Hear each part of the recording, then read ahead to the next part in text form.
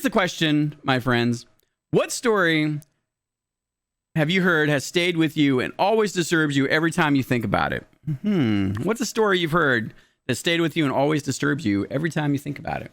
Lyndon says, not a story, but a documentary. Again, as what I've always says here, the Dear Zachary documentary. Yeah, You know, you hear it's like a state of the world thing, right? So I hear the story, and it's a story about how, like, in other parts of the world, there are people that still practice open defecation. That's just a nice way of saying, and a fancy technical way of saying, they shit on the ground.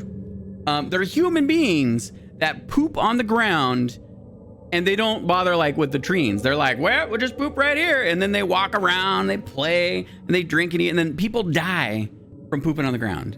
And then I wondered to myself, what the shit? Literally.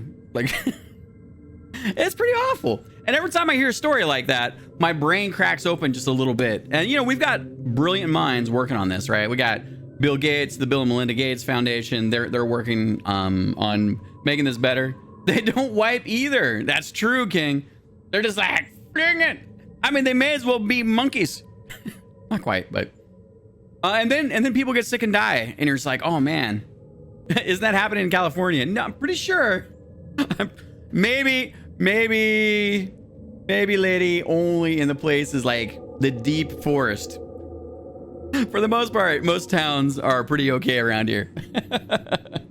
Daryl says, I tend to forget very sensitive stories, so actually I cannot think of anything just yet. Buttspot says, I can't believe that everyone's got so sensy butts when it comes to wiping and feeling like they can't be fresh and clean. Because what's a butt spot other than to talk about the butt? The story of Titanic, because it's a powerful story of survival, love, and heroism. A love story that will never let go of the hearts of the people around the world. Huh, okay. Purple, are you basing the Titanic story on maybe the movie? Ultra says, since coronavirus is in right now, a story that disturbs me are the conspiracy theories coming up about it. Maybe Umbrella Corporation is real. Also, I make bad jokes about that.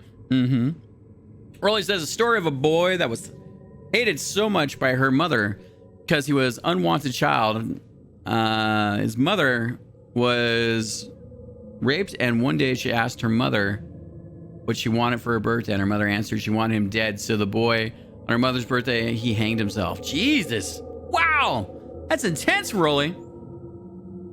Intense. Intensity.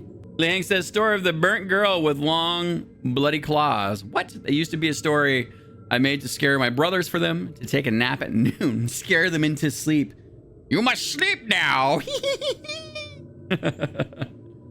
Then I did dream of it for a week. Like, she's so real, I even experienced sleep paralysis during those times. Wow, I believe karma hits hard. Li Hang, that's interesting. I didn't know about that. Daryl says, I have one. Aha! I remember if you're overwhelmed by rejection or discouraged by setbacks.